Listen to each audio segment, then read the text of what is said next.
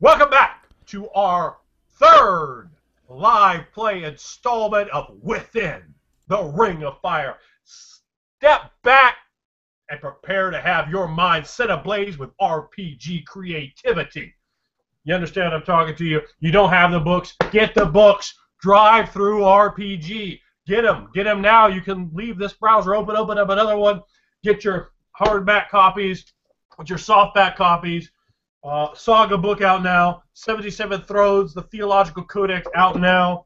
The first novel for Within the Ring of Fire, Fey Wine, out now. Get a hardback, softback. If you want special deals on PDFs, come to your main man and get a special bargain. Still some slots in some of the to-be-run special games, but run by your main man, Flame Tinted, Within the Ring of Fire. You can get a hold of those, get a hold of PDF deals, and everything will ever come out for Within the Ring of Fire. Hit me up directly on main man and Facebook. Come join us on Raw Immersive Games. Talk role-playing in general. Talk all the games for Raw Immersive Games. Get hints and exclusive artwork and so forth that you can see as the game comes along. Interact with me and my friends all here over there on Raw Immersive Games on the Facebook page, on the Facebook group. We have a Facebook page and a group. Join the group. Talk Within the Ring of Fire. Talk other RPGs. And Monsters and Men coming out very, very soon. Going through the process with getting that up on Drive-Thru RPG about a week ago, so hopefully very, very soon you'll be able to get your hardbacks, your softbacks, and your PDFs of Monsters and Men, which is complete as well. And I'm going to shoot it right over to the eyes of Aramon, the distinguished, the excellent, the awesome, the status 10 Flame Tender. Take it away, Matt Pritchard. Welcome back. This is Hell and Back, our Within the Ring of Fire saga. And I have to say, just on the kind of tails of Anders' little speech here, my physical copy of 77 Thrones, the Theological Codex, just arrived today, and it is of the same high production standards as the saga book. Yeah, let's see, he's got it right here. Andrew actually just did a video review of it, which you should go and check out. I'll link that in the description when I put this video up. And I have to say I endorse his review 100%. It's simply one of the best RPG source books I have ever come across, and has been enormously helpful and has completely shaped and informed the saga that we are playing right now. So, without further ado, let's get Anders' mug off of the screen. Our session opens. Having just escaped from Atramanurga, the most hostile and restrictive prison in all of Kavega Thale, our stars found themselves confronted by one of the most powerful spirits in all of Kavega Thale, in all of reality, that of Nogus. He contacted them from beyond the world of reflection, from a reflection from the blood of Tehul, silver, a vein of silver in the wall. The tunnel that they are traveling through goes almost straight down into complete and utter darkness. They are traveling around a small winding path with many chambers and crevices and small entryways and exits along the outside of this tunnel.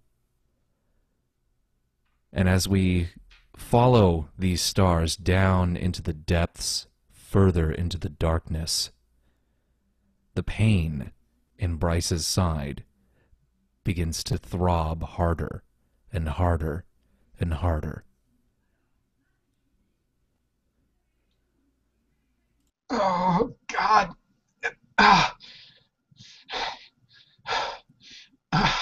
Please, I need rest. My side. It seems like for the last good while, his movements have been very, very slow. I feel like every time I take a step is a shock through my body and sends jarring pain through my cracked rib and through my torso, where there's still a burn from that horrible follower of Mool. Oh, what is it now, Bryce? Thalagar stops to look for the human. Could you hold it together? I'm I'm staying pretty close, actually, to CERN, as she is the only thing that I can really. I'm reaching out. I cannot see a thing. It is pitch black, and my eyes are not meant for this sort of darkness. And for those who actually can see in the darkness, I'm moving my head back and forth.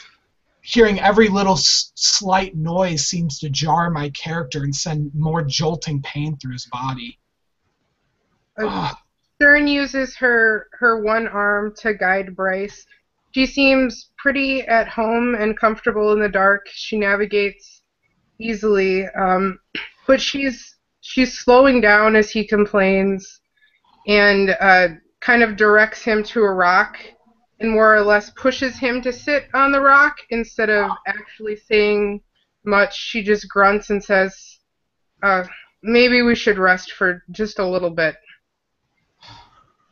Rest. We have them following us. We can't just rest. Just for a few seconds. We've been doing nothing but running. Well, it's either leave him here to die or rest, unless you can patch him up. Of course not. Okay, fine. Let's rest. Thalagar just fondles his beard and the golden ring on his finger for a moment. Let's make a rest for a couple of minutes. I could sure catch a break. And he looks for one of the little caves or alcoves in the way where they can make a camp, maybe for a bit. You guys find yourself in a small chamber, again with a small trickle of water coming down from the side, crack in the wall, a very tiny pool, no bigger than maybe a bowl. You can kind of take a little, maybe a cup full of water with your hands, and you don't hear any sounds of pursuit.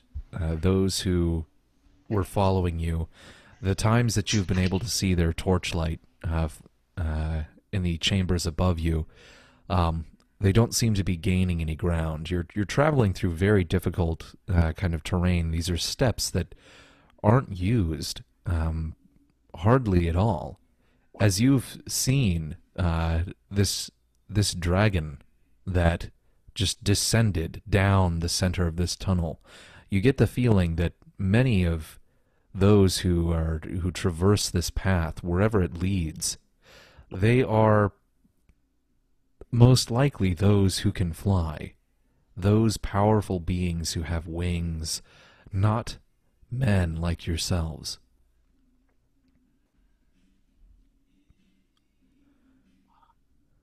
Where are we? I can't see. Don't know. Some sort of chamber, I believe. Oh, it's better than nothing. I can't. They seem to have stopped following us. Thalagar, go get some water for him. He turns around to you. Why don't you fetch some water for him? Because I only have one hand. Well then, put him on the floor. You can't sit, right? She rolls her eyes and goes over and scoops up a single handful of water and brings it back over to Bryce. Here, drink. And she holds her hand up to his mouth and offers him the water. Thank you, CERN. She kind of takes the wet hand and runs it over his forehead and just sighs and glares at Thalagar. He does not care for your glances. Does anyone here have any barber? I do not. Nope. Nope. Sorry, Bryce. Looks like you're going to have to live with some of those wounds for a while. If anyone else would like to make a conditioning roll to regain some of their strength, you may do so. It's a good idea. I gotta go grab my dice. I forgot those in the room. Amateur. I assume when I'm in the quick, I cannot gain health back. Negative. You need someone to help you with a long-term care roll. The cracked rib, it's putting a number on me as I sort of clutch at it. I need to see fire. I need the fire. Anyone have cloth? We can't make a fire here. They could see us. Do you expect me to stumble around in the dark this whole time with this wound on my side? Let me take a look at that. Matt, can I make a barber test? Although I do not have the skill, I do have that nice advantage. Yeah, It allows me absolutely. to roll without penalty. Yeah. What advantage is that? The jack of all trades. Oh, yeah, yeah. So let's see. Well, that could have gone better. So that is 13 plus my int score, right? Correct. So we are at 15. Actually, not too shabby. Andrew, can you do me a favor and remind me how health recovery works? Health recovery, sure. Yeah. All right, what you do now, after you've rested about 8 hours or so, you can once per day make a roll, and you roll the 2d8, of course, and you add your Vig rating and your conditioning, and if you have a Forte in life force, you can also add that in. You need to score 10 or more if you are not in the quick, and a 15 or better if you are in the quick. And for every time you boost, you gain an additional one. Okay. Okay, so his roll of 15, was that enough to help Bryce possibly make some recovery if he rests? Since Bryce is in the quick. Yes, it's going to help him. Basically, what he's doing is he's trying to perform long-term care on him, and instead of 1 health gauge per day, he's going to gain 2 per day. Ooh, nice. Great. So, that's how it works.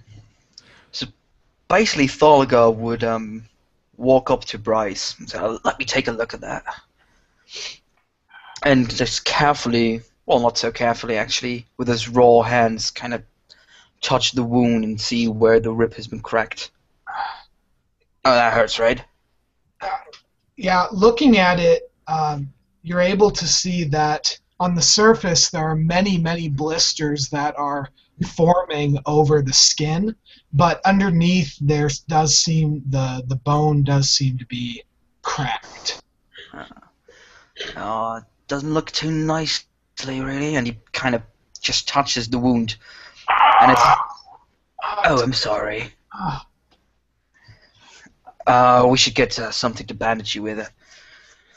Maybe cool off the burning wound a bit.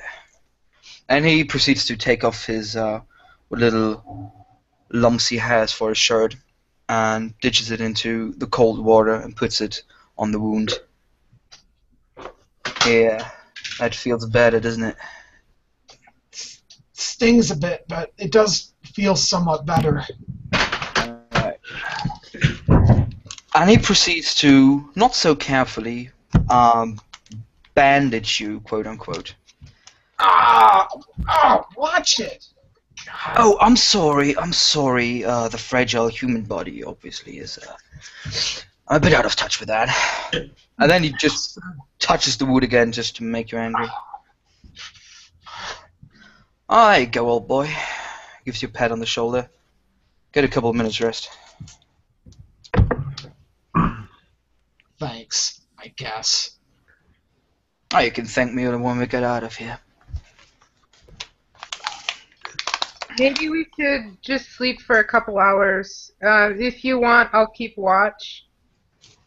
I look at you distrustfully. The foul, verminous Kalfar volunteering, remembering back to what you said about the broken shell, the beak of the Chthon, what she planned to do with it, her own treacherous, evil mind. I praise you. CERN just turns to him and smiles sweetly, lifts her brows like nothing ever happened. So I did make my recovery roll for a whopping total of a health gauge increase of 1 there, Matthew. I got exactly flat on the nose at 10. Okay. I'll make my recovery roll as well. I sort of doze off almost immediately upon being told that we're able to rest. I doze off. Slacker.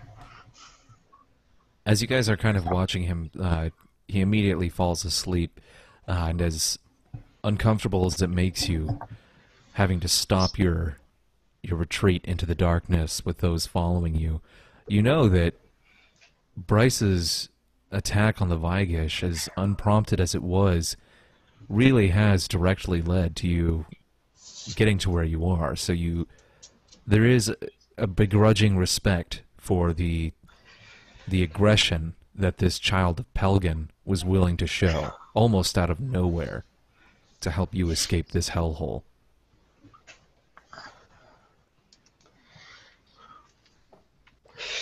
Well, I suppose you could take the first watch. I could definitely use some sleep. I have a question, Matthew. Are there any bits of broken stone around here? Yeah, there are. Excellent. I'm going to take one and I'm going to observe, being a student of the dream world, I'm going to observe our good friend Bryce here until I'm quite well sure he's actually asleep. And I'm going to come near him. I'm going to take the stone and sort of do from like his shoulder up here, up this way. I'll turn to CERN and say, we're going to put a bit of well, we're going to do something here that will provide some protection, shall we say. Making sure to not lie directly, and I am going to summon forth the spirit of his dreams. As I draw the line around this way, I put my hands over it, and I begin to mead, pulling from his mind, whispering old words in Aegeran, speaking to the spirit with this language of that other place, that ephemeral realm.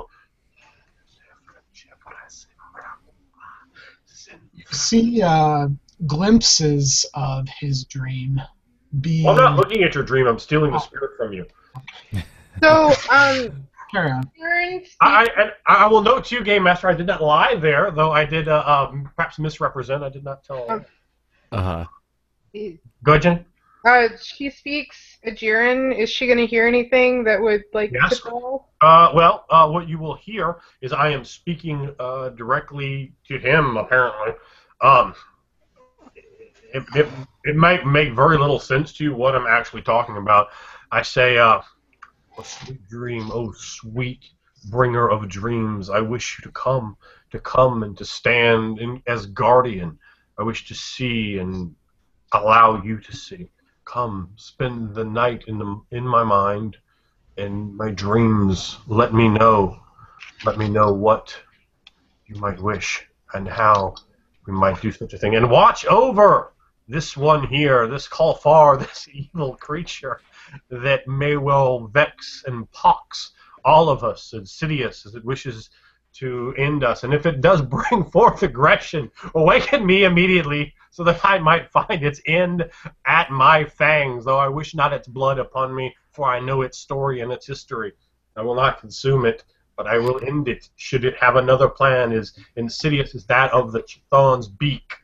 Please watch over me as I dream, grand glorious spirit of the dream.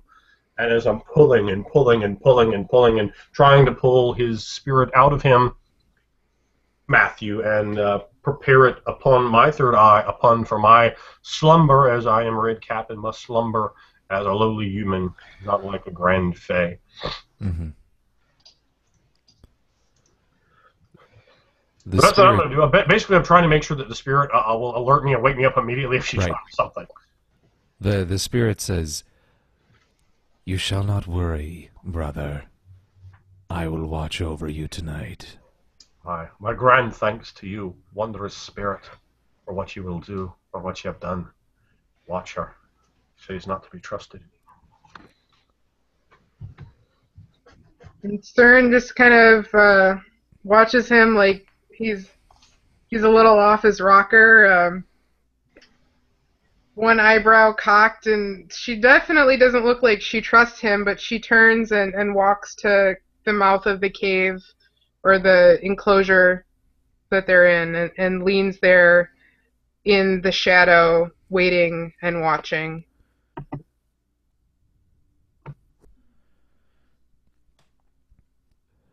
Several hours pass, and there's peace. None of the whoever and whatever is following you has made any ground on you that you can tell. You have not seen the lights of their torches on the cavern walls. You don't hear their footsteps. You don't hear their speech. And it seems for this brief respite that maybe you might be catching a break finally. And you're all able to recover the health gauge that you have won through your arduous rolling of 2d8. Yeah, I actually need to make that roll. So, because I'm in the quick and I was assisted, what precisely does that give me? You still need to make a 15. If you make a 15, you're going to get 2 backs instead of 1 back. It's not going to happen. Got a 12. Come on. Yeah, what? 12? No. So does that mean he recovers nothing? Well, no, he should get 1 back. Okay. Okay, so you receive your 1 health gauge back.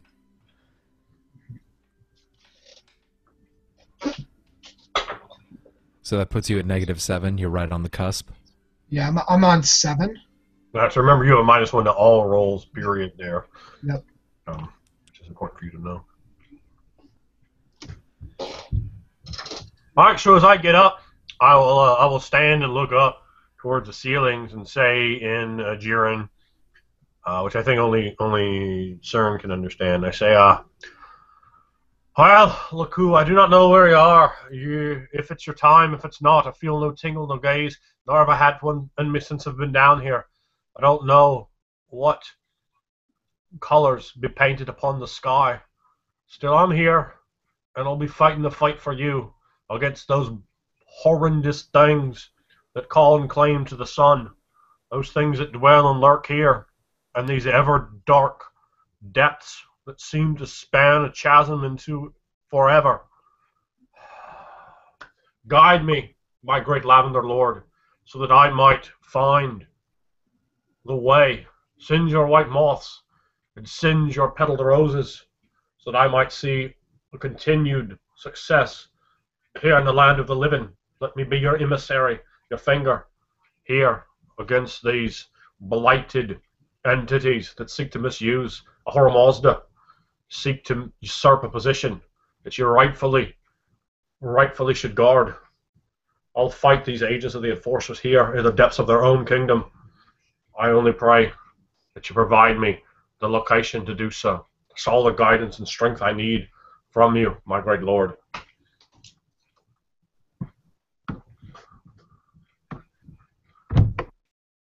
Thalagar finally awakes. What are you babbling about again? He slowly gets up. I'm playing! Show some respect, you stumpy little imp. Why? He's talking to his dead god again. Oh, great. Well, Is he gonna send food?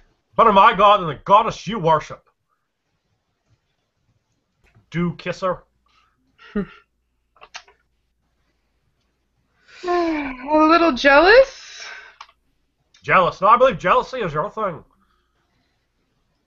It's Sounds like you're awfully jealous that my god is still around and actually has followers. Yeah. The followers are likes of yourself. I'm a bit jealous of that. And there's nothing wrong with me. Clearly, that's not the case. Clearly. Shakes her head and looks disapprovingly at him. Do what you wish. You shan't be changing my opinion so quickly. Just think, just because you didn't run me through, we ain't no boon companions. Oh no! Don't make the mistake. I don't consider you a friend. Oh, there's no mistakes to be made. Trust me, though. Eyes will be upon you. Always. Oh, well, it sounds like the eyes of Naugus are already upon us all. I'm sure those are And upon you as I well. blame you solely for that, worshipping Laku. Naugus has shown himself to us, and you seek to blame for such a thing. Do you not know where we are? Do you not know he's a great enemy of that which is our enemy? And maybe not the worst thing that could be looking in on us. It's just drawing attention of powerful things can bring powerful problems. Well, he's a powerful thing, as you call a thing. A troll, a hollow troll, the first, the ancient one. Maker of the orcs. Not something to be scorned and disrespected by the likes of you. I didn't Morning scorn light. or disrespect anything but perhaps you and your dead god. And you're a But, pink lady. The whole thing makes me a little nervous. Well, it should make you nervous. At least you show some decorum and wisdom and wit in that statement. Still, he is a powerful eldritch entity. One to looking upon us, we should take great solace in the fact that we are noticed, and perhaps they have an ally, if only for convenience. Powerful one at that. Sounds like a lot of gibberish to me. Thought I'd go. Gibberish. You heard it with your own ears, Ironborn. Well, I also know people tend to cush before things more powerful than them, just out of fear. And he walks over to Bryce as he says that and wakes him up. Hey, human. Oh, right. Fucker! Ah. Hey, you awake? He smiles. How you feeling? Feeling better? Bryce just has a look you might not have seen on his face before, where he just kind of emptily stares at you. No.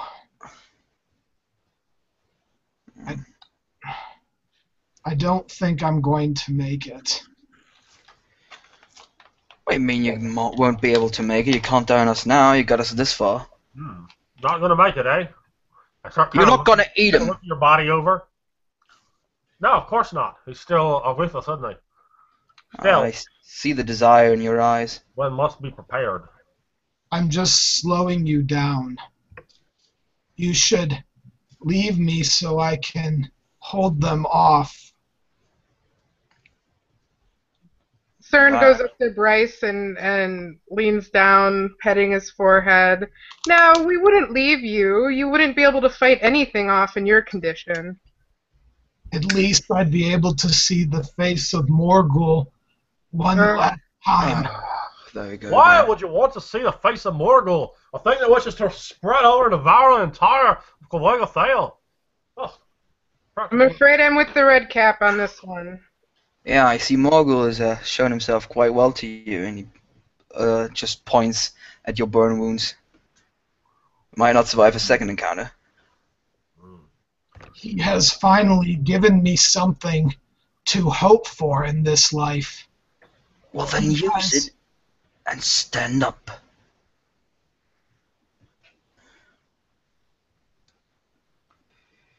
So I keep staring at you. Come on, quit being so dramatic. And Cern reaches down and tries to pull Bryce up with her one arm. the lame helping the lame. Oh, shove it. Come on, Bryce. The Valley of Sheep. I do make a lovely couple. I suppose. Oh, is that a hint of jealousy, Farum? What? Me? Oh. Well, I have like a repelled look on my face. Oh, disgusting. Probably would though. Probably would. I wouldn't blame. Wouldn't blame a Caulifar for having such unbridled lust. It's their way. Loathsome as a succubi that she prays to. I need flame. I need to see. I can't go on in this darkness. Yet you will. Yet you will. We No. light a fire, they'll find us for sure. Just trust us. Know where we are. They will find us regardless. There's only one path. Yeah, they haven't advanced so far, which is odd. And, Matt, can we still see their torches in the very distant? No, for a little while you haven't seen them, and it's possible that they may be in a side passage right now, and their flames may be obscured. And it is completely pitch in here. Am I correct? It is very, very dark. Some of the chambers have like this bioluminescent fungus on them. This is not one of them. This has been complete pitch black. Well, next time we find that plants there that be growing and making the light, you rub that all over you. They have rice. You'll be fine. What? What? The plants, right? I think that's how it works. You just take the plants that make the light. He means the mushrooms. What mushrooms? I've seen what no are mushrooms mushrooms? in here. Oh. I look baffled at you. Like, what the fuck are you talking about? The Mushrooms. ones that make the light. I don't know. What do you call them? Mushrooms? And if they are mushrooms, I don't know. I didn't look that much at them. But they glow like a sun. It's trapped in them. That's the kind of thing you ought to just rub all over yourself. Like that way, you'll have a bit of light. Maybe not rub them up. Maybe we could use them as a torch. I'm genuinely, I definitely look confused. I have seen no mushrooms. I don't see well even in light, much less in this darkness. How is your species ever going to survive? It's just so unfortunate to be human, I suppose. At least you're not a Caulifar. Please, even such a little flame, such a small one, please, allow me We that. can't abide it. We can't bear flame. How would you hurt us? How would you hurt us? Why? What do you have against flame? That is a horrible thing. What do you have against that which breaks the darkness? This horrible darkness which covers this entire place. You foul, disgusting creatures of darkness. Give me light. I need Bryce. I am a creature of darkness, forged of the shadow, forged of the fear of the teeth of the wolf. Speak ill of me from where I come. It's what I do. And you, with your eyes, barely better than a Frey's. You almost smell as good too. But caution you be a bit more careful. 'Cause you ain't that safe here, lad.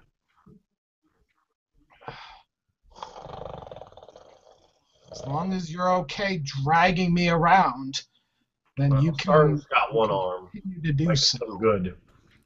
And a voice pierces through the silence between you two. I think I can provide some light for you. Fuck! And as you turn, there's I have my weapon in hand. Fuck me up. you're looking at you're all just completely taken by surprise. Standing behind you is a being that is so utterly thin, looks as if they are completely starving, totally hairless, skin so pale that it could not have possibly ever have been touched by the light of Ahura Mazda.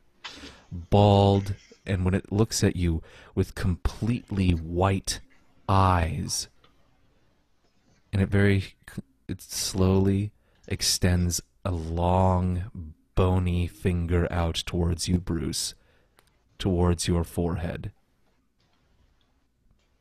Whoa, whoa, whoa, whoa, whoa, whoa, whoa, whoa, whoa, whoa, whoa. Do I see it coming towards me, or is there no light yet? Actually, yeah, you would not be able to see this. The others can, though. Hey, who are you? And Tholigar just raises the self-made pickaxe that they picked up in the prison. As the creature heads towards Bryce, Cern inserts herself in its pathway. How tall was the creature, Matt? It's like 6'5". It's really tall, really skinny. All right. So I look at it having no idea what it is. I start circling my way around towards the back of it, certainly sort of seeing her in front, naturally employing almost like wolf-like tactics upon the thing. Smelling. Who are you? What do you want? What's going on? Shh, Bryce. We're not alone. I only wish to help this one see. It's been so long since I've seen anyone. What do you mean you're gonna make him see? And I do not lower my weapon at all.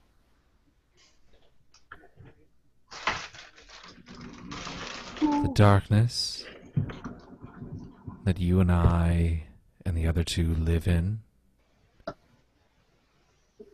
I wish to make his eyes pierce through that.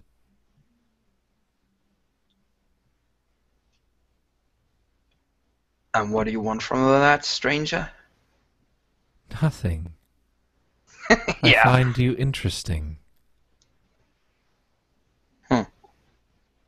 And you are? I am he who has no name. That sounds awfully familiar. Does that sound like anything I would have heard about before? I don't know if a theology or academic. No, nobody. This is... Yeah. Yeah, this is nothing famous. So, nobody. You just want to give our good friend here the ability to see in the dark, and you want nothing in return. You actually, you look at him, he's totally naked. Oh, God. No possessions, anything on him. And he just kind of smiles, and when he does, it looks like he has maybe 50 teeth on the top of his mouth and 50 or 60 on the bottom. Just not sharp, but totally straight teeth, staring at you with those disgusting white blind eyes. I like this. I like this at all. It's my only hope. We'll never get ahead of them otherwise. Even if it's something horrible, it's... Unfortunately, hope died. How do you plan to make him see? I have discovered gifts in my time in these caves.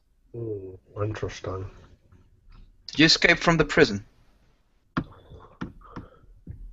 He looks up, looks out, up through the tunnel, which you, as you follow his gaze and you look up, you realize just how deep you have gone in this tunnel. The light at the top is but just a pinpoint now. You have crossed farther and farther than you could have conceived of going underground. And he says, "No, I was not born of that place." Fuck. Let's not be rude. If you would be so kind to help our friend, we would all owe you a debt of gratitude. He certainly would. I would owe you my life. You would owe me nothing. I have no need for possessions, for material things. Cern moves out of the way so this being has access to Bryce. I'm going to watch the creature very carefully, man. I want to see if it's using some sort of vile sorcery or necromancy. If it's going to try to use some sort of pious religious rituals. Try to examine particularly what it's doing. My own reasons. And I stay like absolutely still, like just frozen and in fear of what might be coming. Follow will just step out. Oh, sorry. Go ahead. Okay, go ahead. Yeah, you all see this arm extending through the darkness, long, its proportions, just unsettling even, and a single index finger moving out and just touches Bryce on the forehead. And Bryce, as this happens, the first thing you can see is this finger right in front of you, and you very, very slowly begin to see in the darkness. Very, very dim still, but you can just barely make out the details and keep yourself from tripping over and over. You can actually see this arm extending into the darkness, and you can't quite see this figure standing before you. You see just the tiniest reflection, this glint coming from where its eyes should be. You see nothing but this silhouette. The others, Andrew, you've been watching this, and there is absolutely some sort of spiritual power being employed here. It's definitely not necromancy or troll magic, anything along those lines, and no theological ritual that you've ever heard of. But there is definitely some sort of spiritual energy. And when you look at Bryce and you see his eyes, his pupils are completely open. Like his eyes are black practically because they have opened so far. I can see. I can see. Oh, thank you. Thank you. This creature speaking in Tehulian to us, I take it? Yes, it is. I say to it, and I look at his eyes. His eyes are black then, aren't they? Bryce's are. This creature, you can see him. His are completely white, as if No, I got blind. that. I was talking about Bryce's. Yes. I say to the creature, he who has no name. You follow Aramon, don't you? That's what you're doing, lurking down here, isn't it? I follow none but myself. This place and those who walk this path birthed me. Place birthed you. That's supposed to mean.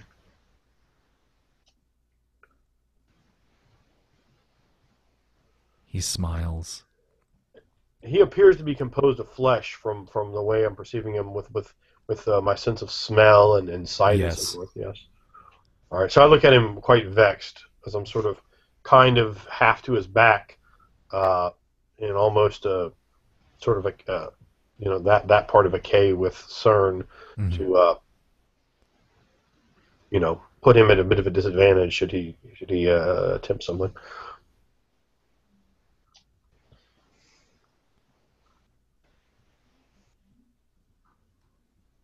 He continues to smile, and his teeth glint in the light. So, Anthologar slowly lowers his weapon. Can you show us the way out of here? He without a name. I can show you the way out of here, yes. Oh. But you must by now understand where this path leads. I'll look over my shoulder. No. Look at this tunnel. He steps over to the edge. And at this point, when you step over, you can see directly across, not directly across, but across the tunnel and above you, spiraling down as well, the torchlight once again. They seem to have closed some distance between you. Shit! And he continues, he sticks his head out up and looks up at that pinpoint of light up above from that tunnel. And he says, this tunnel starts at the holiest site in Kvegathale, for he who has many names. It is a conduit to the pit. Are you saying this goes to the pit? We're going in the wrong direction. We have to go the other way. Yeah, but there's only desert and hot smoke and fire up there. And you'd rather be in the pit? I believe it is the will of Laku for us to move forward with bravado and bravery. This is the sign that I have prayed for upon our awakening. The direction. That is all I ask from you, my great Lavender Lord. I shall take this cue, this omen from you. Come with me if you are strong of stomach enough. I look at the rest of them contemptuously. Oh, I'm not afraid of the pit, whatever that means. Just want Good. to get out of here. Good. The iron stands strong in your spine, and I respect you for that. And nothing else. You are all fucking nuts! This is the pit we're talking about. This is where you go and spend eternity in suffering. Why in the... So they say. But they also said no one could escape that prison we just ran off. Let me tell you one thing. The followers of those enforcers, the followers of this light-shining bastard that came to us, where we were there and learning the ways and plying them. They took my wife from me. They took my 2 twin boys from me. They killed them and slaughtered them. They're followers of he who has many names and Helena and Aulus. And they are there. I know they're there. Being tormented, being persecuted, being punished in the pit. When they slaughtered them, they slaughtered the Typhons that taught us secret trades and plying of flesh and of other things. And they killed them all. My friends, my wife, my 2 boys. And their souls are down there being tormented. But damned all things, I'll go down there. I'll take this strong-bellied Ferrum and I'll set them loose of their chains, rip them apart. I hear you can drink the blood of angels, and I pray by Laku you let me taste their fire. Well, I'm not going down to suffer for eternity for Yavasaka, just so he can have revenge. Come on, Bryce, we'll make it back up somehow. Really? You're gonna make it back up again? Who do you Better than making it down. Who do you 2 think you are? You think you can take on gods and angels? You're mad. I knew from the beginning that you were mad, you follower of a dead god. I knew from the beginning, but you, Thalagar, I thought you were made of stronger stuff in your mind. That you would go down to the pit? I would rather face the legions coming down towards us. At least there would be more chance of surviving. I would rather fight a dragon. You speak of fighting he who has many names himself. Thalagar, I thought you had at least an ounce of common sense. Yes, perhaps an ounce of common sense, but perhaps a pound of bravery. Where's the strength in your stomachs?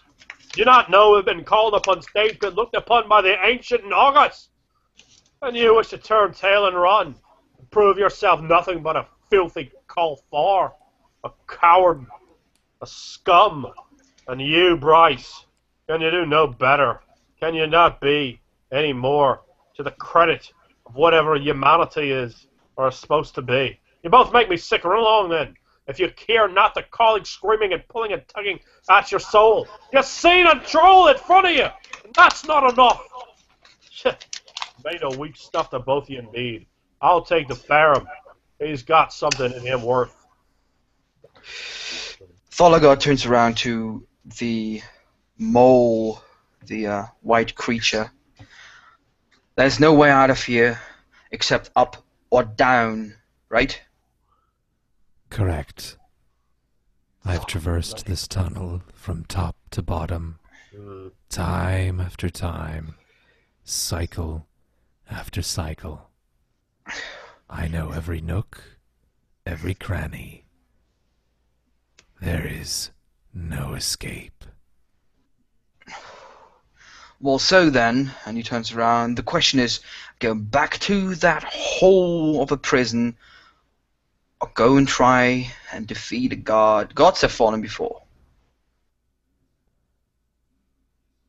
Gods Ain't no have God. fallen before. Ain't nothing but an angel. A bunch of dead angels strung together. One soul. Come on. We can't separate. We can't give up now. We made it so far. We survived hellfire, a dragon. I suppose I will go with you, but not for the reasons you might expect. I go, one, because it seems that Morgul, who has let me escape from that prison, that horrible prison, has guided me this way. And maybe I will see my brother and my father again. Perhaps they are held here. That is the only comfort I can think of, is perhaps I will see them in their suffering, and I will join them in their suffering. Oh, Bryce, don't be such a downer. You're all making a terrible mistake, but there's no way I'm gonna let you leave me by myself. With him. And he points to the creature. He looks over at the creature and specifically eyeing his teeth. I don't suppose he eats fish. Are you speaking to the creature? No, she's speaking to her companions about the Oh, creature. okay. I'm gonna. Oop, go ahead. No, it's okay, go.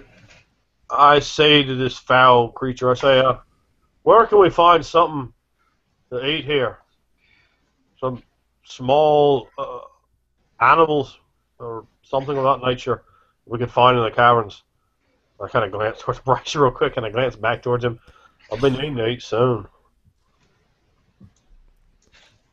I am very hungry. Oh, yes, he's hungry as well. So Yeah. What's he say, Matt? Say again? Oh, I was speaking that to this creature. Right. He says food is very difficult to come by here. I myself have feasted upon the flesh of he who has many names, followers. Perhaps you can do the same. Well, then Definitely not. I respect you for that. That's at least one thing you're doing fine. You are a creature birthed from this cavern itself. You've always been here, or at least for long memory. For many, many, many cycles, yes. I don't know what you are, but my gratitude's to you for aiding this light-eyed human, for giving us some bit of peace here, if that is what you're doing, I shall say. You have my thanks. I will not let it go to waste. I will either kill he who has many names and his angels, or I will join my family in suffering. Oh, that's quite optimistic. So, one last thing. Can you eat those mushrooms that we've seen growing here in the caverns? He looks around the cavern. I'd never even considered that. And he begins to stride out of the cave, further down into the depths. Oh, wait! I'd be moving in that direction as well. If he's headed down, that seems where I want to go as well. Yeah. I'm happy if Thalagar will help Bryce walk if he can't do it by himself by now. Come on, mate. You saved my life once. Now I'm gonna save yours. I do look follows all of them up the rear. I do look like I am walking quite a bit easier, especially now that I can see and I'm not stumbling over any more rocks. But also the pain in my side does look like it is better. Well then, fuck it, I'm not having it.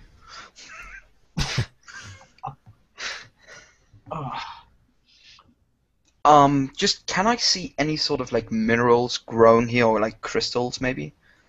Yeah, I mean, as I've said in the previous session, like there's every once in a while you do see like veins of silver and things like that in the walls. It is a very rich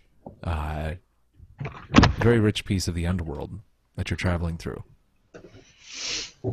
Imagine what a few firm could do you with a good pickaxe. I kind of glance towards you, like kind of missing your meaning, and I go, "Oh." Sort of staring at you, confused, sort of glancing around.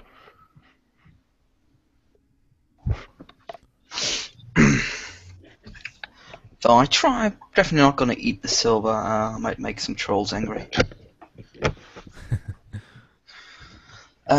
Yeah, I suppose we follow the nameless creature down. The nameless one continues down this path, and seems like for hours until you find another one of these rooms that is full of these mushrooms that are just glowing. It's almost like if you've seen the movie Avatar, that kind of a thing where it's just come to life in this really quite beautiful turquoise light. Beautiful. A way that I can actually... Have any of you ever seen Attack on Titan?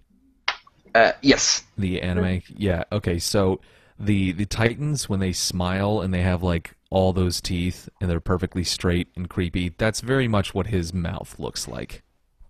I'm going to send you a picture, guys, so you can look at it. It seems that perhaps, even though your god, Yavashtakai, is dead, it would seem that in some way the gods have allowed us to escape that prison. How else would you explain the fact that we are the only ones who have ever escaped? It must be Morgul. He must have allowed us in his plans to escape. Oh, yeah. Do you really think we're the first ones to ever escape? That is what they said. Yeah, that's what they said, indeed. You're the first to escape. Since the other. The other? What? Who? What other? I do not wish to speak of this. Oh.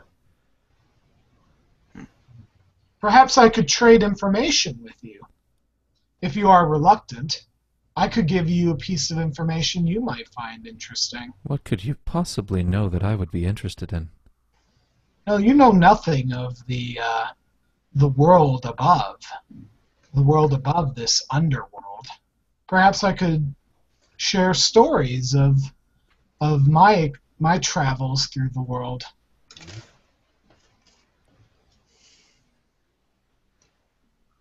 And I'm you not could- amused by this. What are you I'm amused by? rapidly losing interest in the four of you. Shall I leave you to those who are pursuing you? Or rather, Shall I alert those below that you are coming? We would show great appreciation to you if you weren't to do such things. What might we do to you to appease you, he who has no name? All I ask is that you end my boredom. Well, in your boredom. Well, I don't suppose you're asking us to kill you then. No, no. I mean, Not would that it I be think you would even be capable of such a thing. I don't know. I don't know, you look pretty frail to me. You can tell his eyes kind of dart to you, Thalagar. Of course. Moving in their sockets. You can't see, there's no points, no pupils looking at you, no iris, anything, as they are completely white, but you get the feeling that he is like glaring at you. Hey, just making a joke. Passing the boredom, you know. Well, If you want And to And I begin to harness some of these mushrooms and try to eat one. Well, if it's amusement you're looking for, maybe Bryce's story would catch your fancy. I wouldn't turn it down so hastily. Perhaps I could chant to you in the chants that I learned as a boy. What are these chants? Religious chants. I know several, and I know many languages I could share with you. I know many things you may not know. You might be surprised. Which of the gods do you chant to? Now, I know I did learn the chants of Morgul when I was a boy, but more primarily I learned the chants of Dista, the goddess of waterfalls and food and steam. Have you heard and other of any? pleasantries? Not all pleasantries. She demands strict order. She's not all, she is a very strict disciplinarian. And You may tell cannot- me anything, but do not speak of the gods. Those who cursed. Never mind. And he turns his head. Wait, no, don't stop. And Thanagar turns around. His skin actually turns like a shade of pink almost, and then red, and you can see that it's almost translucent. And he turns to you, he begins to shake a little bit. The gods, the divinities, those who cursed me to this existence, stuck between worlds forever. Between Kavega Thale, between the afterlife, even between the pit itself. I wish not to hear stories of these gods. I understand, creature. There is, however, Thalagar knows many. He is of a people who hate the gods. Perhaps he could share with you his feelings, his hatred of the gods, and how this became. Do you know the story of the Farum? How they became the hated enemies of Tahul? He could share these stories with you. It's He true. walks over to the wall of the cave and just lightly places his hand. You hate Tahul. This body of earth that we sit in, this underworld. Tell me this story. I hate the gods all alike. When we needed them most, and he slowly, like he would approach a wild animal, slowly comes forward. When my people, when we needed the gods most, and were dutiful, they abandoned us. They let us fall so deep that we now live in the ghettos of human cities. Though some of us live underground, never ever regaining a former glory. You see this beard? I let it grow in defiance to the gods. I understand your pain, at least a bit, Nameless One. The gods are foul. They're moody. They're selfish. They don't care for worshippers. They don't care for your good deeds. They play their game absent-minded, like a child with a hill of ants.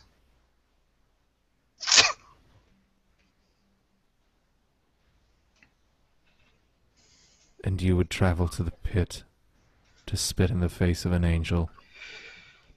If he gives me the chance, sure I will.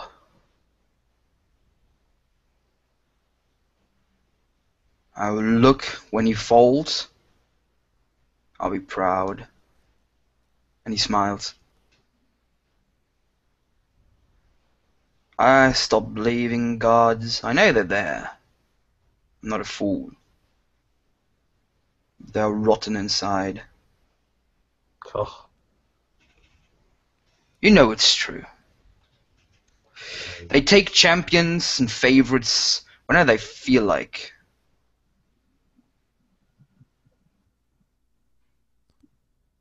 And they cast down those who do the great deeds. They do. Envy plagues them. Nameless one, have you done some great deed then?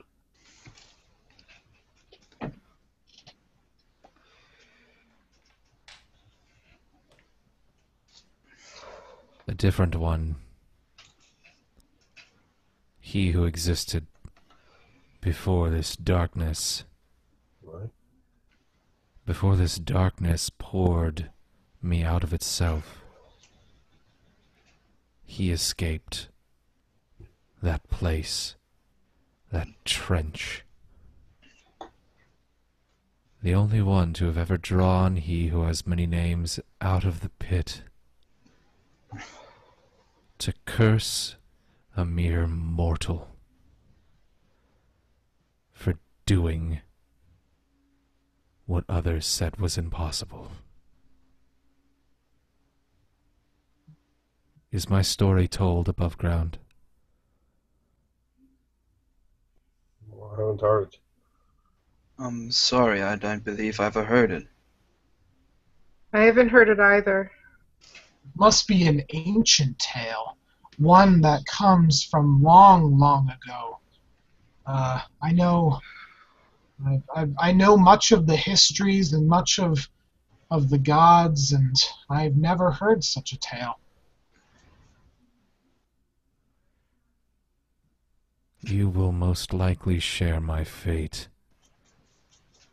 You who have broken the perfect, most pure prayer to he who has many names that ever was created.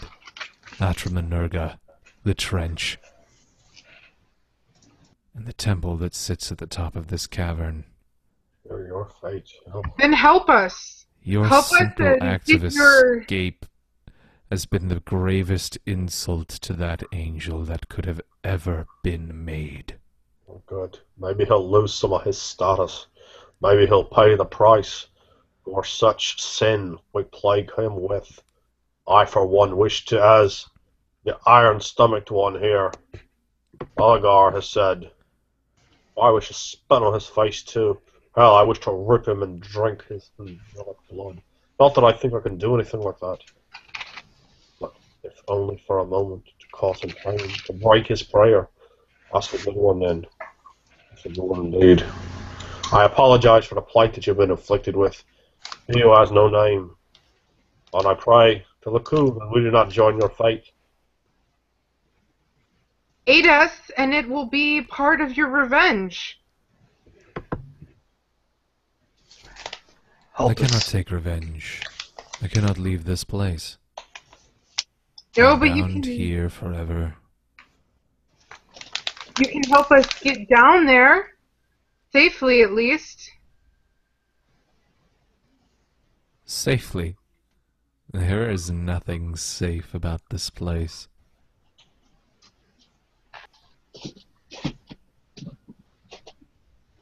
You could tell us what we expect to find. Don't you want even the smallest amount of revenge for what's been done to you? I have given up on many of the emotions that plague mortals. Some still stir within me from time to time. But I have come to accept my fate. As I hope in these last few brief moments of yours, you may come to accept yours. Oh, I should think not. To fight against such fights, such ill concepts of horrendous things. I will fight and I will keep fighting. As you're saying this, Yvashtakha, you can feel something crawling on your leg. I look down. And you see the same kind of white, milky skin that is on this creature, covering what looks like a large centipede. So large, in fact, that its legs can almost wrap all the way around your calf as it's slowly creeping up your body, each leg poking into your flesh, and you can feel some sort of, like the briefest tingling and a tiny bit of numbness after each leg prick. I try to grab it by the back very quickly and hurl it off of me, and I leap back if I'm able to do that. When you grab this thing and you manage to wrench it from your flesh, you actually take a point of health gauge because the legs clamp down, hooks protrude from them, they rip part of the flesh off of the back of your leg. Oh, get from my base! And I back away from it, confused and disgusted, and thinking it's some sort of poison. I try to engage it, not being aware of this sort of thing from my habitat. But the predator stirs within me as I bare my fangs, looking down at it, ready to perhaps attempt to destroy it. The rest of you begin to see these creatures, these large centipedes, some of them much larger than that, begin to crawl up from the below, the lower part of the cave, over the lip of the edge, and coming to confront you. And you can all roll reaction, please. And Bryce, don't forget that you are at a -1. And we'll give you another -1 because you're still fighting in darkness. Oh, ho, ho, ho, ho! Double 8s! Oh! Double 8s, how about that? Oh, man. Oh! There we go. Nice. So it's 15, re-rolling that one. God damn it. I have 31, so I'm fairly certain I'm probably What happens when you roll 2 8s, my friend? I've got 11. And I'm sitting at the bottom at a 6. And I'm sitting at 16. Okay, 1 second. I'd also like to know how he who has no name reacts to these creatures. He is smiling and his teeth are glinting in the light of the fungus. No, of course he does. Do they seem to be reacting to him as well? I'd like to know if are they completely ignoring him as if they might a ghost, or are they attacking him as they might flesh? No, they are coming just for you. You get the sense that they are cooperating. They seem to be coming just for me or just for us? For everybody in general. But not him. But not him. Okay, that's interesting.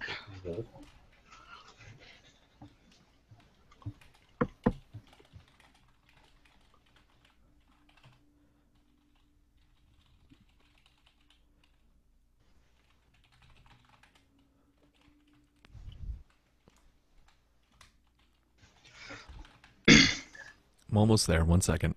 Take time. Trying to figure a way out how I can sacrifice you all for not dying. In that case, that would be quite easy to do. Okay, so Ander, you go first. All right. Well, I'm just going to try to put a boot to one of them. I have boots and I have a pair of pants. That's the whole sum of my equipment. I don't have a shirt, unfortunately. But yeah, to the one that was on me, of course. I mean, that's the one that needs to get a boot, and it will. Or maybe not, because I rolled that crazy number. Now I rolled a 1 and a 2. Oh! So I have a 4. A 4 is what I have as I try to put a boot to it. But, It recoils out of the way very quickly, and it kind of...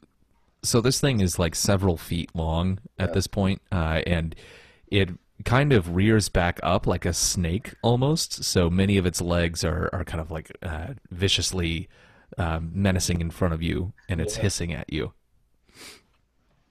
Next up, we have Thalagar. Gonna smash one with my pickaxe slash axe slash warhammer slash tool.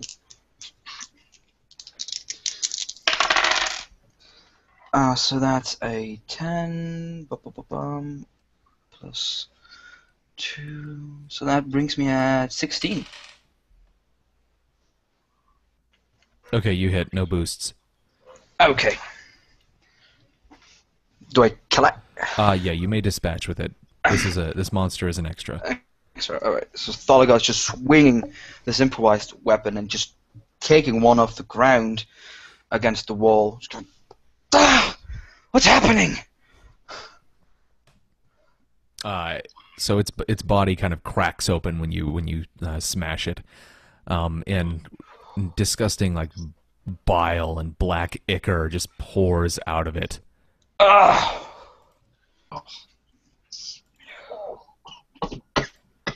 How many are there? Like, there are now 3 plus he who has no name.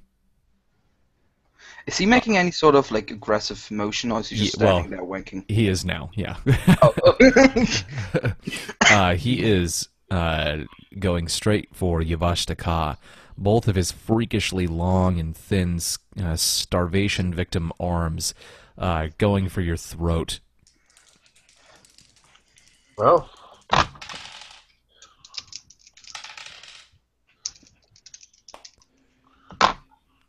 Oh, that's another good one. He rolled a 26. Oh, I have let's not dismiss me first. That's a 13, and 8, 13, 21. I don't think he got enough. 21 before my bonus is 21 is going to be... it's not quite as high as I thought it was. 21 is going to be 26. 26, yeah, that's all I got, unfortunately. Okay, well... So you had a 28? No, you had a 26. Oh. At least I think that's what I said. 26, okay, good. Yeah, you said 26. Yeah, 26, that's right, because you rolled a 19 and then plus... Yeah, okay. Yeah, I got a 7 and an 8 on my first roll. Sure, so you just barely managed to get out of the way. All right, yeah, he's quick. He's quick like you. I look at him. Treachery! You'll pay now, Marlacus! Dead heart! And I'll attempt to follow him into my next turn.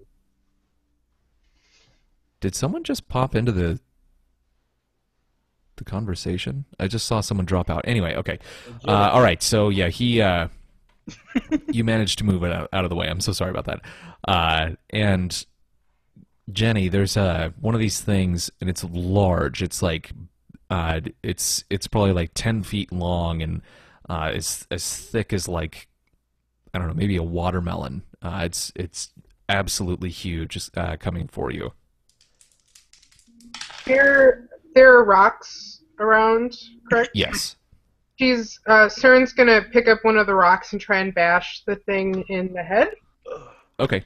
First, you're gonna have to make your defense roll, though. Okay. It rolled a 11. Okay. I can do that. Give me 1 second.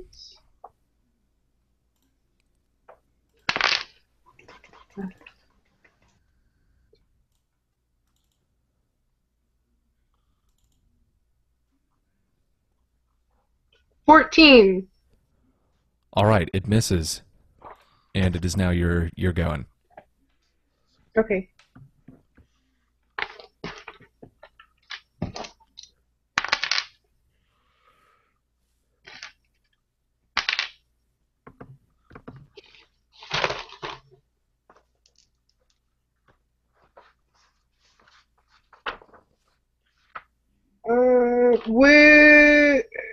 Would it be under a weapon?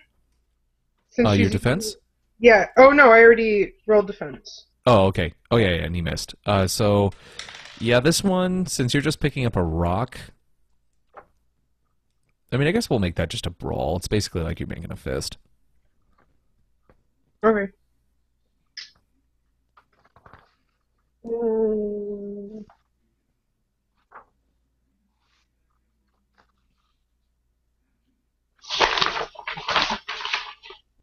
Sorry, I didn't think there was a brawl. Yeah, it should be at the bottom, I believe, of the character mask, Oh, okay. with the other weapon skills. Let me see if I can find it here. I don't think that you have brawl, if I'm correct. Which means you take an extra -4 penalty. Okay, so I thought it was a -2 for weapons. -4. Oh, okay. -2 is if you had a weapon that's attached to a skill, you could roll that skill -2, like spelunking and pick. so it ends up being like a 11? You rolled an 11? Yeah, because I had rolled an 8 and got to re-roll, I think. Okay, cool. Yeah. So, yeah, you hit it. You do not manage. This is not an extra though. So, what is your strength? Strength is 10. Okay, so you have a bonus of 2. So you managed to hit this thing, and the rock just kind of like breaks open, kind of a part of its carapace, and it is like shrieking in anger, but it's still very much alive. So Cern rushes with the rock towards this insect-like creature and thumps down onto its head with the rock and looks utterly horrified as the rock breaks instead of the insect. All right, another one. This one much smaller, much like the one that Ander first encountered. Man, it is coming for Bryce, and it has rolled an 8 on its attack. Its fangs, its mandibles coming for you, trying to latch onto that wound on your side, break it open, and suck the blood, the fluids out of your body. And it will succeed, as I have gotten a 6. Oh, Oh, no, All no. right. Actually, I got a 5.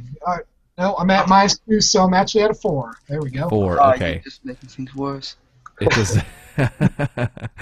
It does not manage to boost on you. That's good.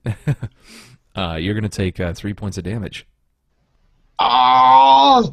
Is it? I imagine It's like mandibles like I wound. latch on. They find that broken rib and push it in even farther, gouging into you. And it's almost like a skewer. Even beyond those, goes in and begins to drain you of your precious bodily fluids. Is it just like the bone just completely, just at this point, it just cracks right in half. It just breaks.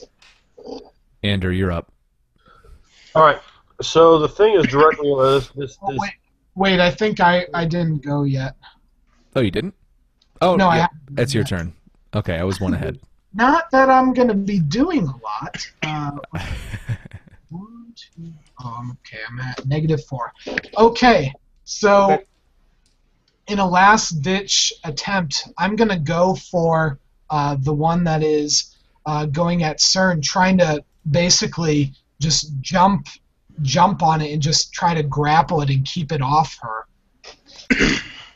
She's the only one who's actually really been nice to Bryce. Hey, who patched you up, brother?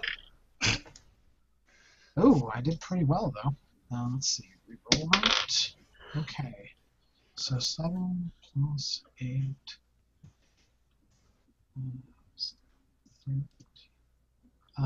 I got I'm at -4, though, so I only got a 15. You got a 14? 15. 15. And this one. Yep, you manage. He rolled 4. Yeah.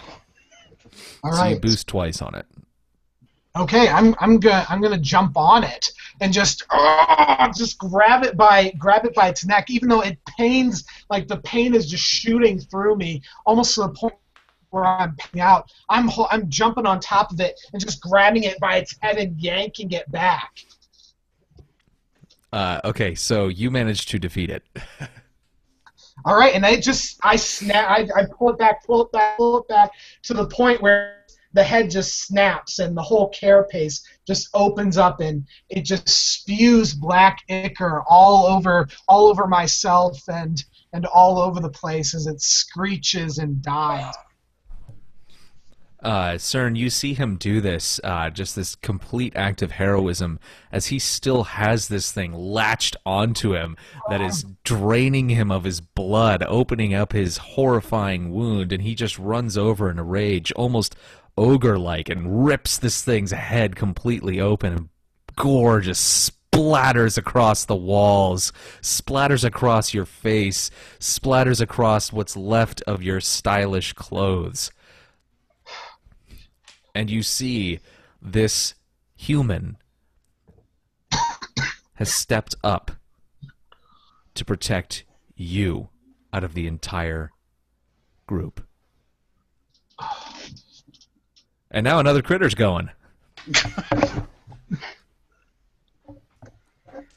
Another one of these small ones is coming after you, Thalagar. Oh. He rolled 13. I have 8 plus 3. Yeah, I have a 11. All right. You take 3 damage. Oh. As this thing skitters up onto your back. It doesn't have to go very far, as you're very low to the ground, and its mandibles clamp down onto your shoulders, and it sticks this skewer straight into your back, into your spine, trying to suck and drink the fluids out of your spinal column. It's immensely painful, but it almost immediately, as soon as that damage is done, it rips this spine back out of it and begins. It's almost as if this thing, if it could cough, it would, but it's just like disgusting vileness is pouring out of its mouth as it realizes the taste of Farum is not of this world, something that no creature would ever try to eat or devour. Suck on this. And now, Andrew, you're back up. Alright then. First, as he's directly on top of me as a move action, I am going to attempt to cow him. I'll describe what I do in a minute. Let me roll first. Ooh. 13,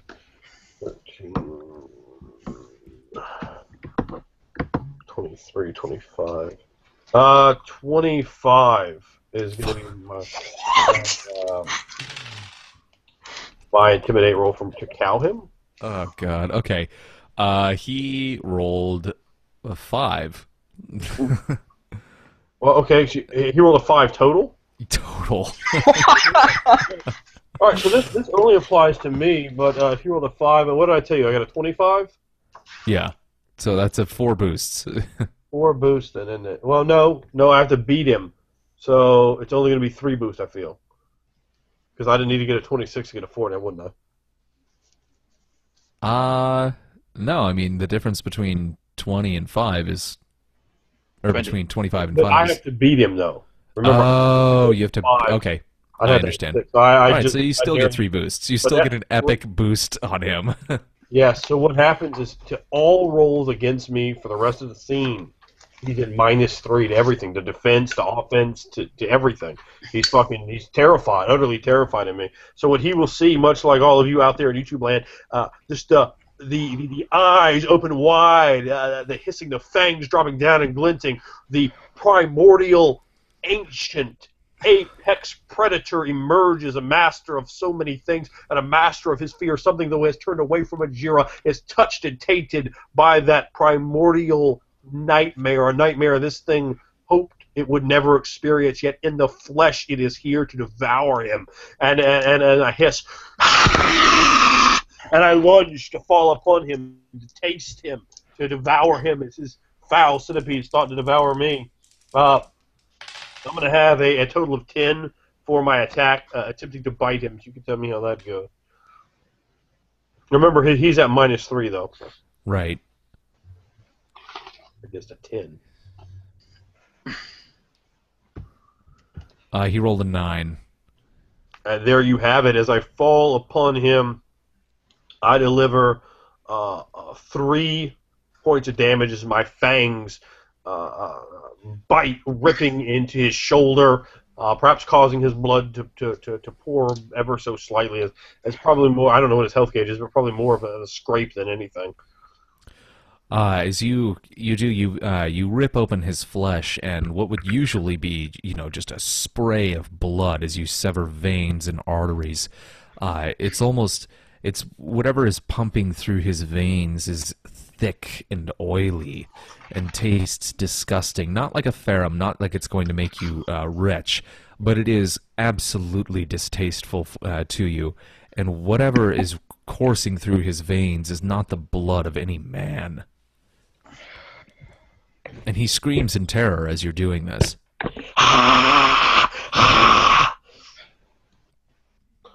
Thalagar, you're up. As Thalagar sees Yavashtakar lunging at he who has no name, he will use this opportunity and try and attack him from the back, just whacking him with the tool, trying to break his spine from behind. And let me... Come on, guys, don't betray me! That one fell on the floor.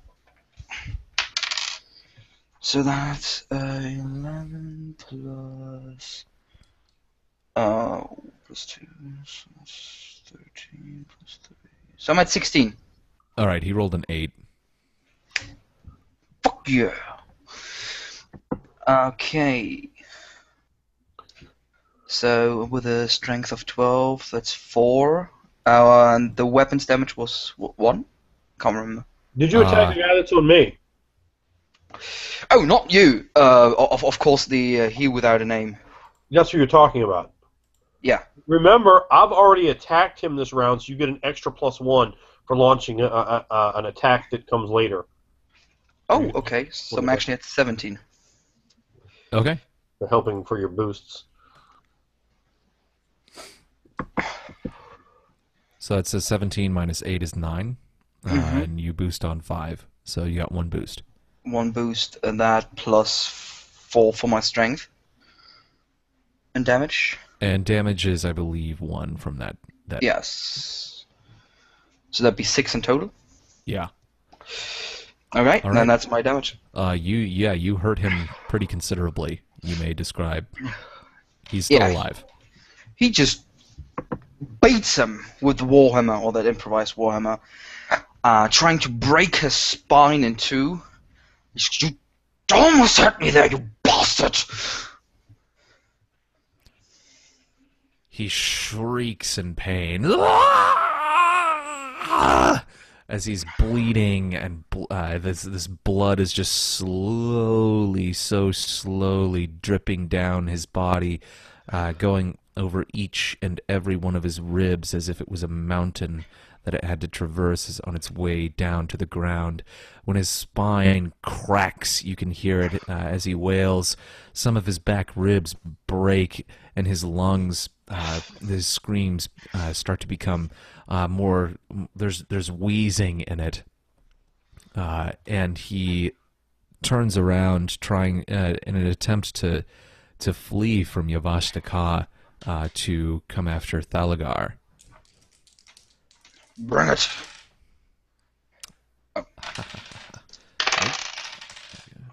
Oh. What are you doing to me, mate? What'd you roll? 11. Okay, 1 second. God, that doesn't sound good. GM laughing, usually not a good sign. Flame 10, I'm sorry. Alright, he boosted 3 times on you. What? He rolled almost 30, so he rolled 18 above you. Fuck me.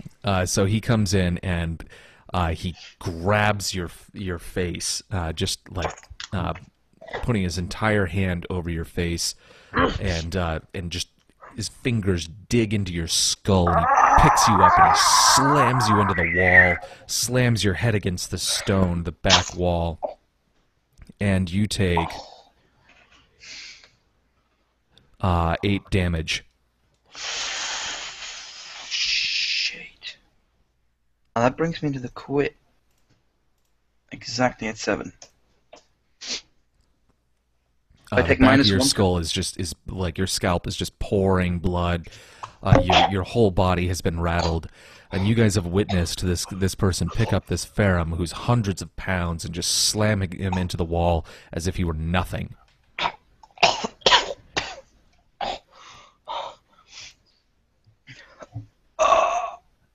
And that one is dead.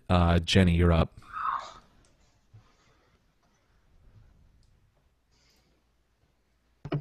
So CERN is going to rush forward and attempt to kick the millipede-like creature that's attached to Bryce's ribs. All right.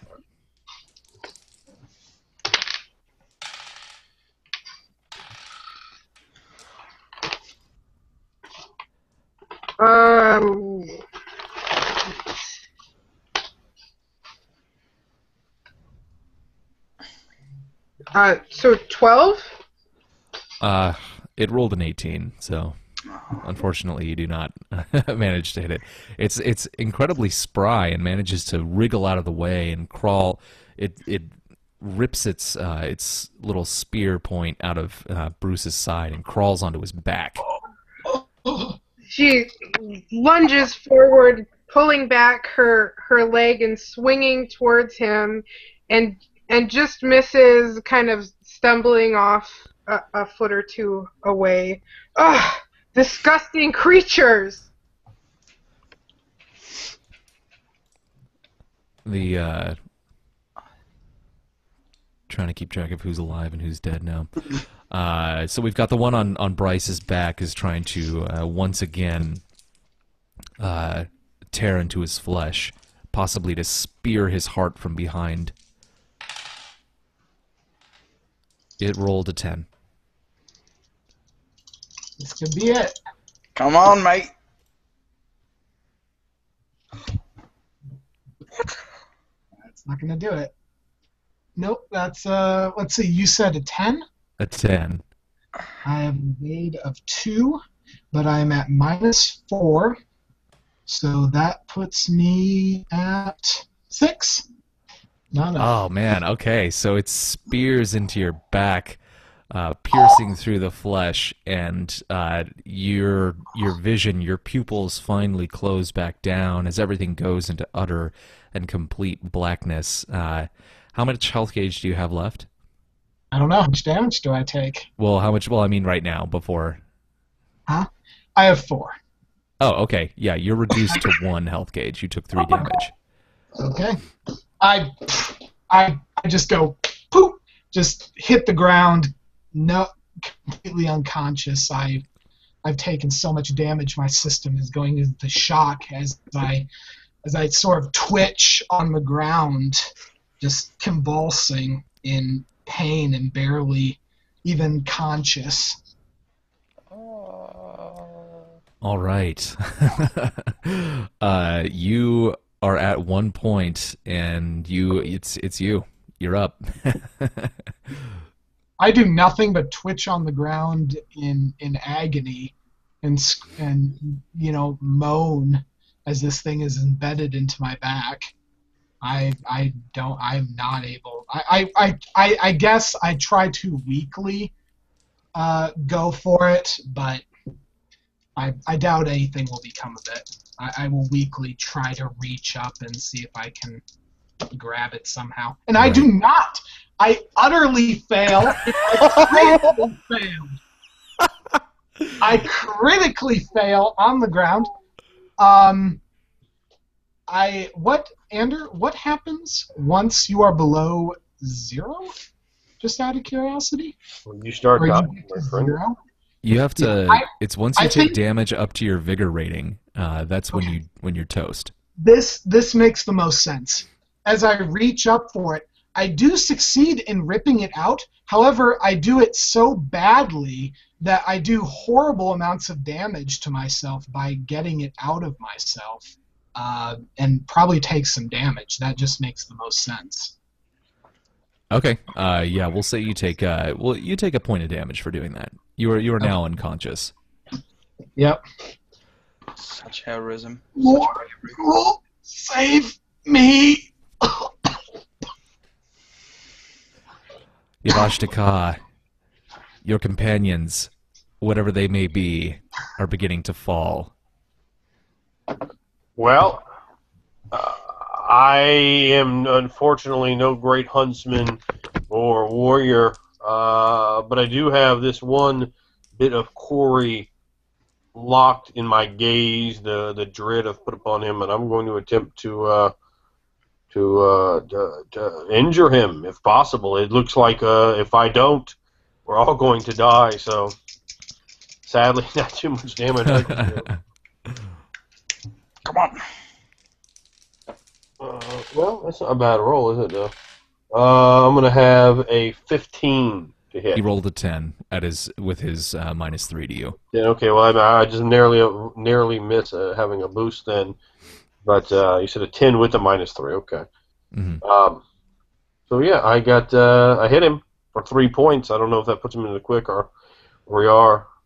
Yes, he is seriously injured at this point. All right, so if he's seriously injured, I latch my fangs directly onto his neck, not being put off by the foul black sewage that he pumps from deep inside his soul. Though I rip and savage, I spit out this horrible, disgusting thing, leaving the aftertaste in my mouth, staring at him as I've ripped his flesh from his throat, leaving him to bleed as much as he can, dropping the flesh as it is foul and loathsome. I stare at him, impressing upon him that I am the alpha predator, and whatever ecology he thought he ruled, I am here now, and to me, he is only something to kill.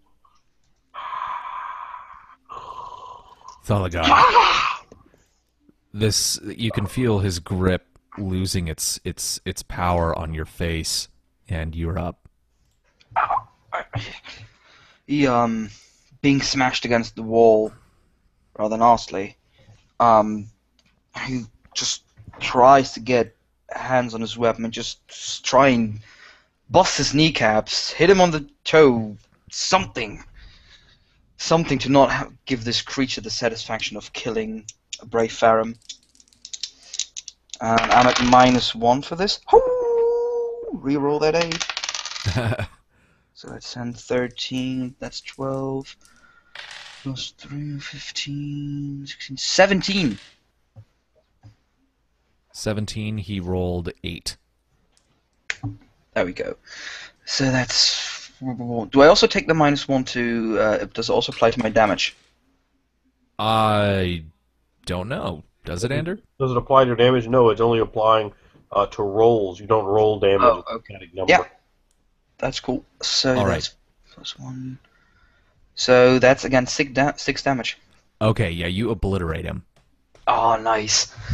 So in a vile and desperate swing, Thalagar just swings the pickaxe up and just hits the pointy end right through his skull, just impaling him on it and just dragging him down to his level, spitting on his face. That's good. And he just leans back against the wall, still having this pierced off skull with a weapon in his hand. This okay, so the battle is essentially over. There is only one of these monsters, the one that Bryce managed to rip off of his body. Bryce, as you see him on the ground, is just in a pool of his own blood, really, around him. It's almost a lake of his own blood, and this monster is staring at you. It has 4 eyes on stalks that come out and begins to search and look at all of you. And its last act, as it's kind of backing up to the edge of the cavern once again, is to take its mandibles and to drive them into Bryce's flesh around his neck, and just with unreal strength pulls his body out from beyond you and over the edge and down into the tunnel, down into the pit. Fuck! Can we try and grab him by the legs, by the feet, and try and hold him? You can definitely try, but it's happening. You can't, Thalagar, actually, since you've just completed your action. All of you, Jenny is the only person with any chance, any hope of completing this action. Cern is gonna rush forward and try and kick it again if she can reach it. It's beyond your reach at this point. Okay. The only thing that you could try to do, if you have at this point, you're going to have to do pretty much an acrobatics roll. Dive forward to try and grab him. To grab Bryce's foot. Okay, so if I don't have it, it's -4? -4. Okay.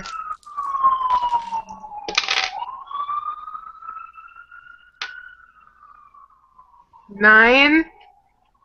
He rolled a 10. And Bryce's body disappears into the blackness, falls into the hole silently. He doesn't scream. There's nothing left in him to scream. Down, down, down into the depths. And all of the screaming, all of the bloody murder that has been going on, the silence finally falls over you. And as you look out across the cavern, you look into that black, that deep darkness that keeps going down forever and ever, and you look up, and you look at where you could see that torchlight.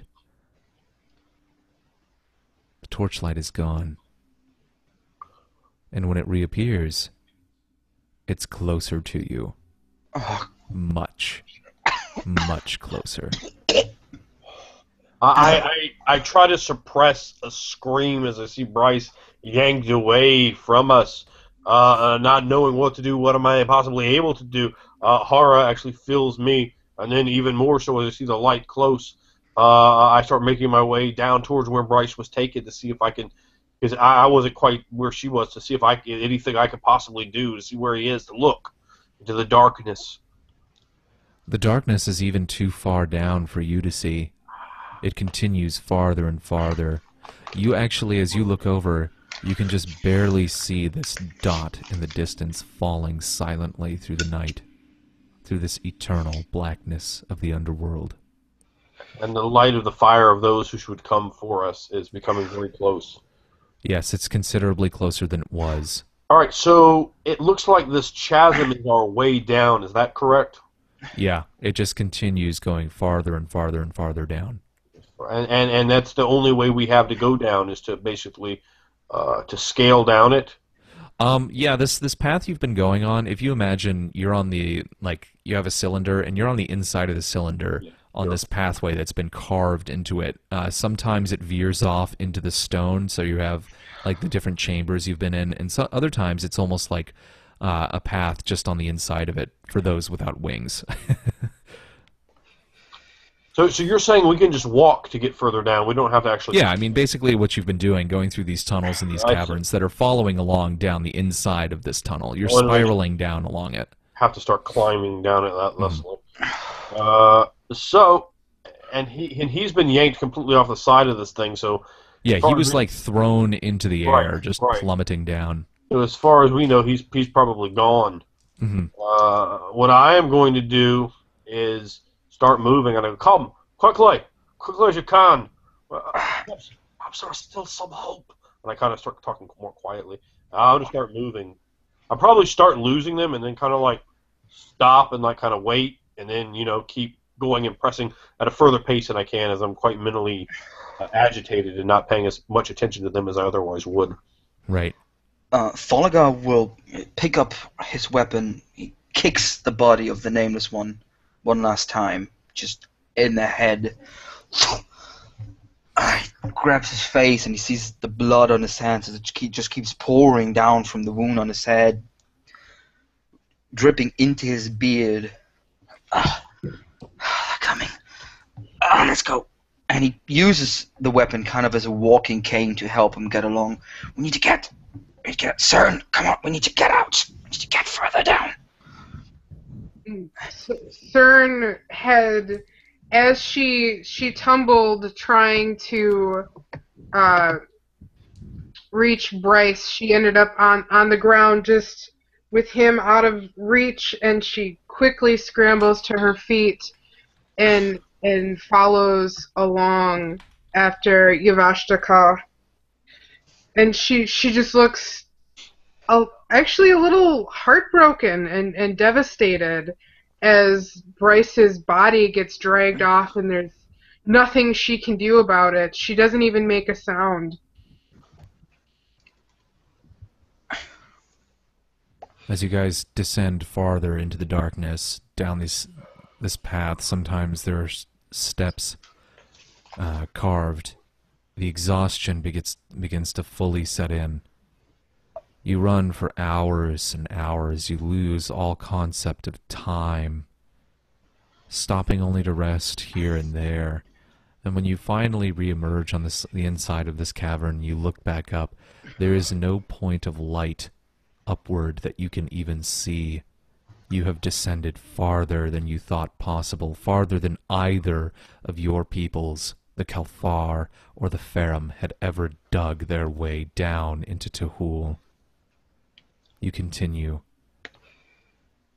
and the realization that Bryce is gone forever, this human who has shown such devotion and such resourcefulness, that you will never see him living ever again,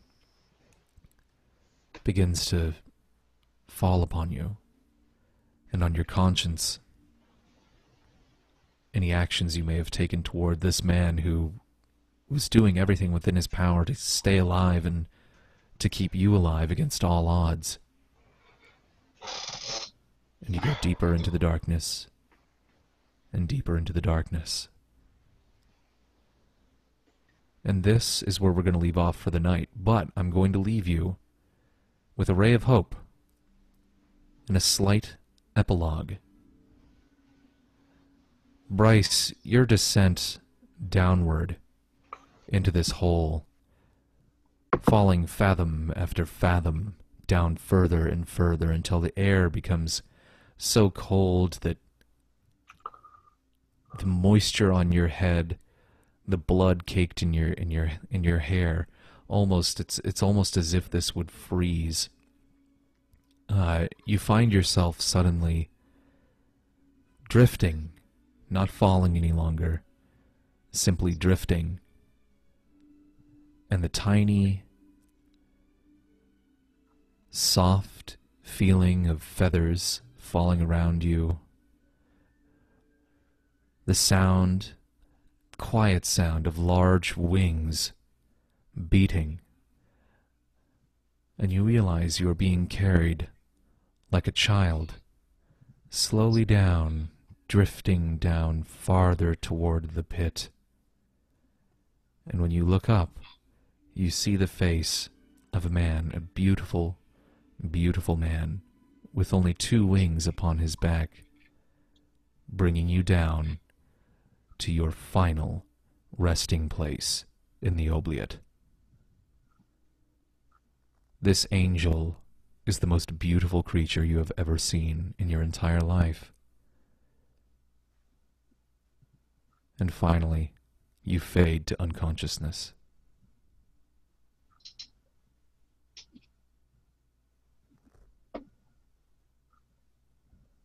Now, who wants to give a soliloquy? Can I give one? Absolutely. Okay. So as they descend into absolute darkness, Cern reflects back on their condition, and she's filled with a mourning, not just for Bryce, but for herself. And she thinks the one possible ally I could have had is dead, or worse, Alsam is invisible to me, and I can only think that I am to her. as there is no light, not even the light of the dawn, in this dark, abhorrent place, and we travel down past the depths of any Kalfar has ever ventured. There is surely nothing to be gained in this, and it will only result in abhorrent pain. There's no profit, no measure. I see nothing but total, absolute bleakness in our prospects. And she dips her head back down and hurries on her way, pushing all the negative thoughts as far off as she can.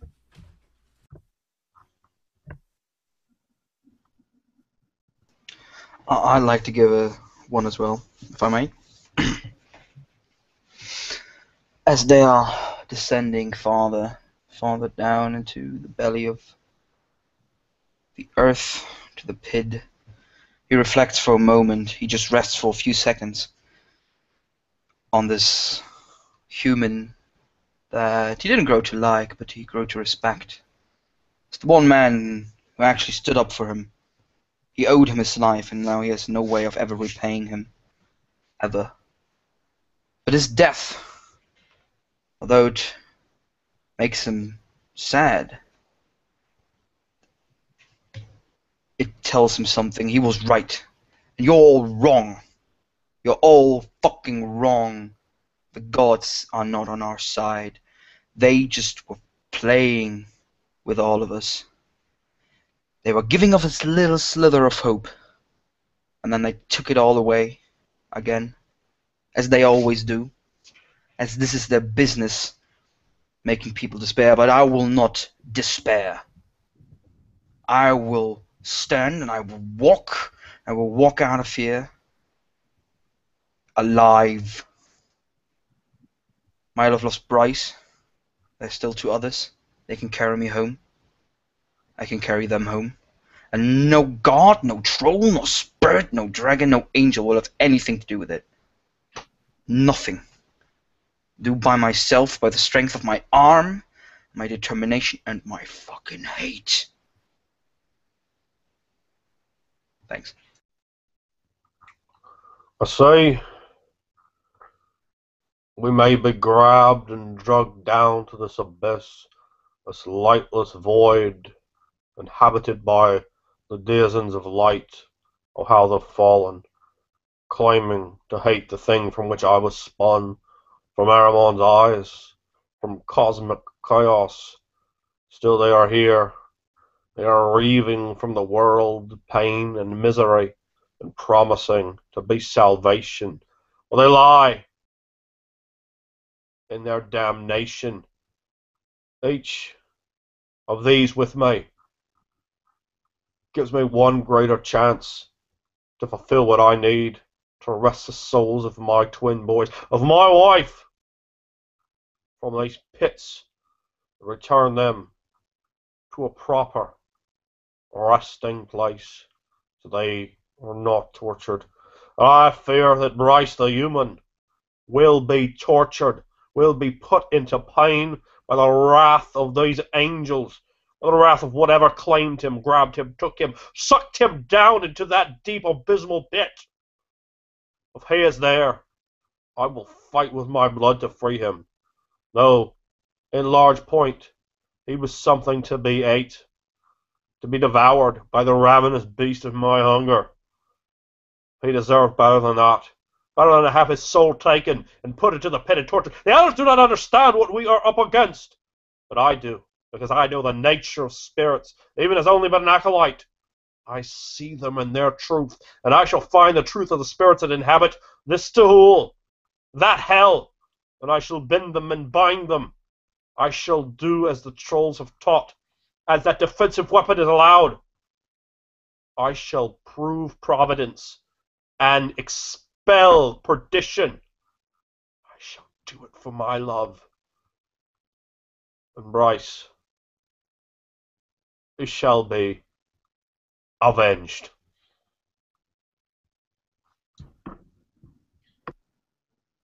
as I feel myself almost sort of floating down into the pit, carried by these creatures of light, these angelic beings, I reflect on my life and the things that I have done and I have not done.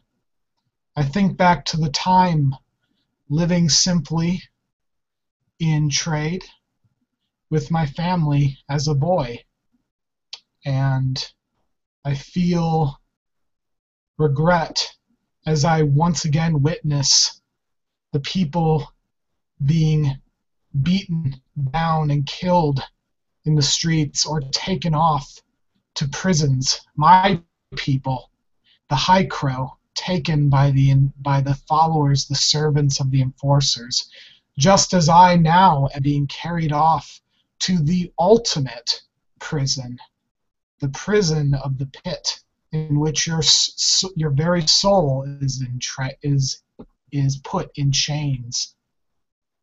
And a small part of me sees the faces of my father, Lavin, and my brother, Ryan, in my memory, but I know that my final wish of seeing them again will most certainly not happen in the pit. The pit is not a place where you see your loved ones. It is where your loved ones are taken from you, and you are caused to suffer as much as possible, as your screams of agony and your screams of torment feed he who has many names.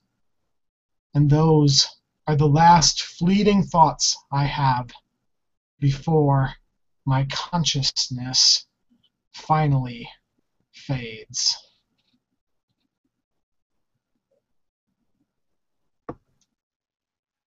And our flame tinder has vanished into that same abyss, it would seem.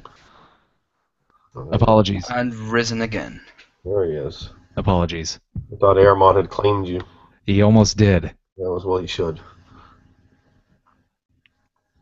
Did can you I'm sorry, repeat just the last few lines of your soliloquy if you could. You are muted. And I feel that I know that I will not be seeing my father or my brother again. It is a place of torment, and that is where I shall reside. For the screams and torment that I feel in the pit will only be prayers to he who has many names. Give him power. And with that, I fade into unconsciousness.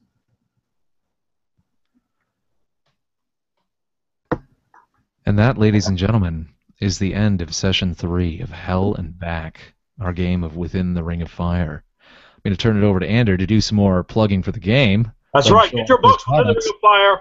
Drive through RPG. Get your physical copies today. Get them now. You've seen the game. Dive into the depths of immersion. Unleash the power of Cathega upon your players. Make them catalysts. Get them down. Get your game on, brothers and sisters. 77 Thrones, Saga book, Monsters and Men out very, very soon. Feywild, the novel. Get that and add those elements to your game as well. Drink in the depth. Drink in the richness, if you will, and satiate your thirst for RPGs. And thank you again to everyone for playing, for the excellent job they did, and for Matt, of course, for running this very interesting, very entertaining story. Thank you very much, everybody. That's going to be it for tonight. We will probably see you not next week, but the week after.